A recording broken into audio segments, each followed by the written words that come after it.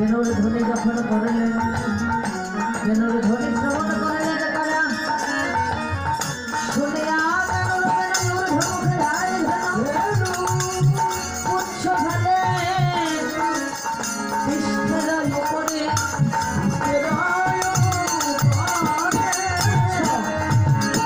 উচ্চ কাকে বললেন গো বাবা?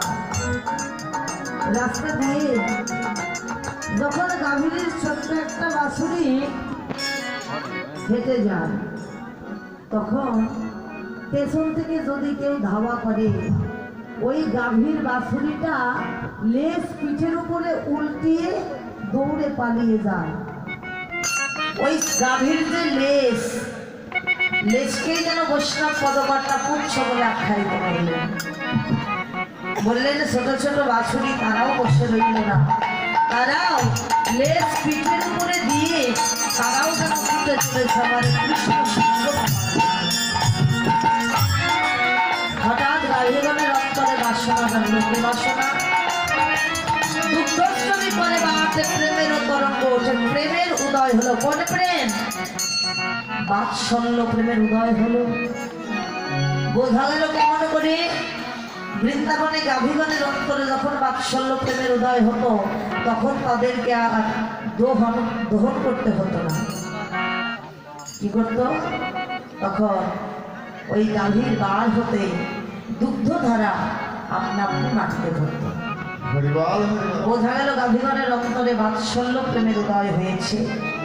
গাভীগণ গোবিন্দের চরণে আত্মনিবেদন করলেন, গোবিন্দ হে, আমাদের এই মনোবাঞ্ছা কোনোদিন পূর্ণ হবে না। আমাদের তুমি 4টি পদ দিয়ে পৃথিবীতে পাঠিয়েছ, তাই চাইলেও তোমার সেবা দিতে পারি না। গোবিন্দ তিনি তো অন্তর্যামী, তিনি কি করলে? ছোট্ট এক কমলী বাছুরি রূপ ধারণ করলেন। ধারণ করে ঘুরে ঘুরে প্রত্যেকটা গাভীর স্তনে দুগ্ধ পান করতে লাগলেন। গোবিন্দকে পুত্ররূপে করে পেয়ে আজ গাভীগণের অন্তরে যেন আনন্দ ধরে না। মনের আনন্দে কি করলে? শ্যাময় অঙ্গ লেহন করতে লাগলেন। দুগ্ধশ্রমী পরে মাঠে প্রেমের তরঙ্গ ওঠে, স্নেহে গাভী শ্যাম অঙ্গ চাকে। ওদিকে গোবিন্দের বেনুর ধ্বনি শ্রবণ করলেন কে? অনুসারী বেনুর বুঝিয়া রাখালো সব, আসিয়া মিলিল নিজ সুখে। যে বনে যে ধেনু ছিল ফিরায় একত্র করলো, চালাইল গোকুলের মুখে। গোকুল পথে চালিয়ে দিলেন। যখন গোকুল পথে চললেন, কেমন করে চলেছেন? ওরে সেতে কান্তি হলো বাপ, আগে ধাই বড়রা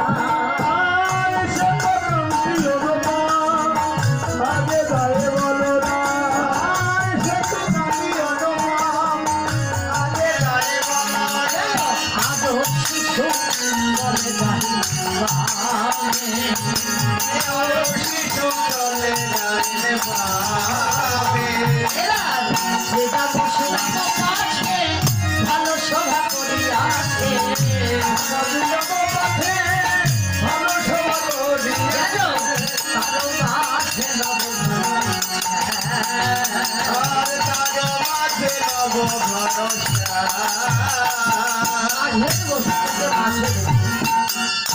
স্বামী সন্তানকে মাঝে রেখে, হৃদয় মাঝে রেখে সবাই মিলে চলেছে।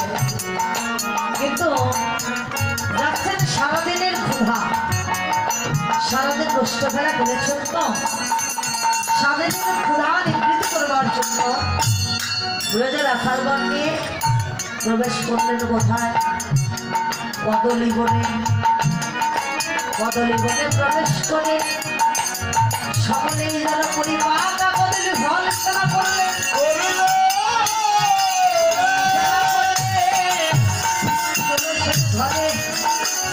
কিন্তু যেতে হয় কোথা দিয়ে? যেতে হয় যাবজ্জীবনের নিকট দিয়ে আসতে, ঘরে ফিরতে হয় যাবজ্জীবনের নিকট দিয়ে, আবার আসতেও হয় যাবজ্জীবনের নিকট দিয়ে।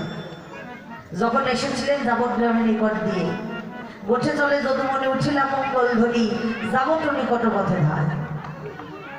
আবার যখন ঘরে ফিরে চলেছে তখনও যাবত গ্রামের কাছে সকলে যে ধনু আছে বিদায় লইল জনে জনে।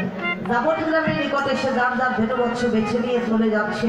এমন সময় কানাই লক্ষ্য করলেন সবাই চলে গেছে, কিন্তু অদূরে শ্রীরাম সখা দাঁড়িয়ে দাঁড়িয়ে কাঁদছে। কানাই শ্রীরামকে ডেকে বললেন, ভাই শ্রীরাম রে, সবাই চলে গেল ভাই, তাহলে তুই এখন দাঁড়িয়ে আসিস? শ্রীরাম বলছেন, কানাই আজকে সারাদিন তোর সঙ্গ পেয়েছি, তোর এই সঙ্গ ছেড়ে আমার যে কিছুতেই আর ঘরে ঢুকতে মন চাইছে না। শ্রীরাম বলছেন, এই বোকা। কানাই শ্রীরামকে ডেকে বললেন, এই বোকা, এই জন্য কি কেউ কোনোদিন কাঁদে? আজকে যা, কাল আমাদের আবার দেখা হবে ভাই। শ্রীরাম বললেন, কানাই তুই তো বলছিস যে কাল দেখা হবে, কিন্তু এই যে কাল, এই কাল শব্দটা আমার জীবনে যদি আর কখনো ফিরে না আসে, তাহলে কি আমি তোর মতো ভাইয়ের সঙ্গ আর পাবো না রে? আর কোনদিন আর বলবার সুযোগ হবে কিনা? তাই আজ আমাদের এই বিদায় বেলা তোর চরণে নিবেদন জানাই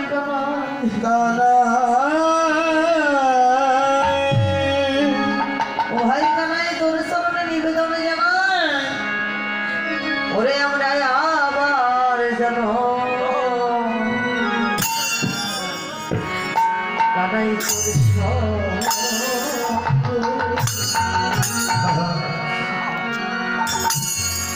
ও তোর সঙ্গ পাই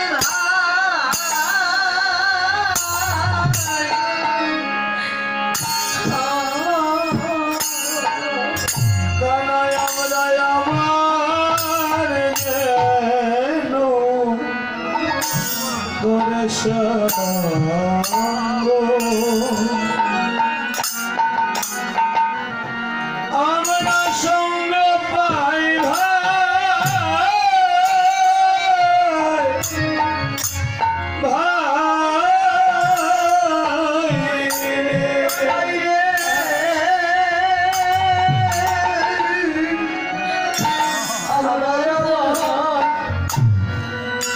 জানো তো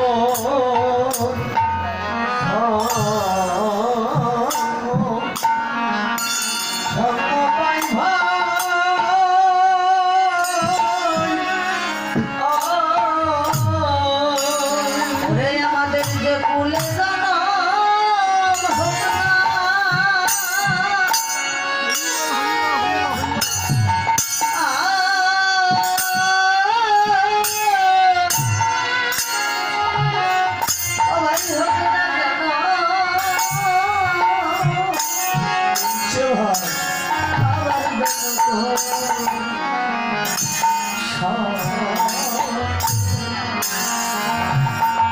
আমরা সঙ্গ পাই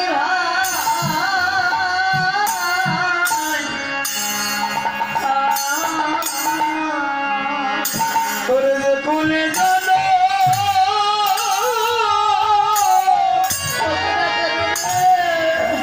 আমার হবে না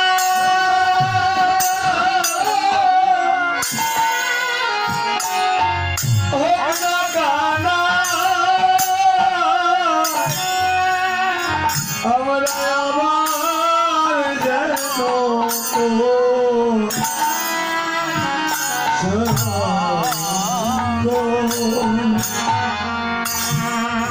আমরা সঙ্গে পাই ভাই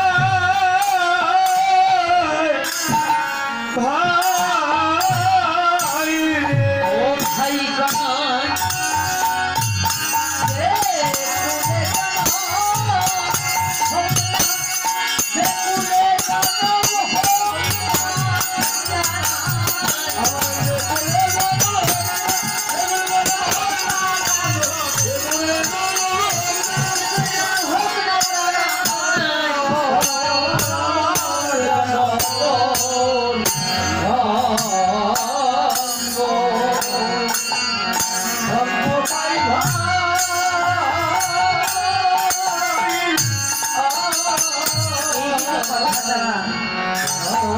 কথাটা শুধুমাত্র শ্রীরামের কথা নয়, এই কথাটা আমার আপনার প্রত্যেকের জীবনের কথা।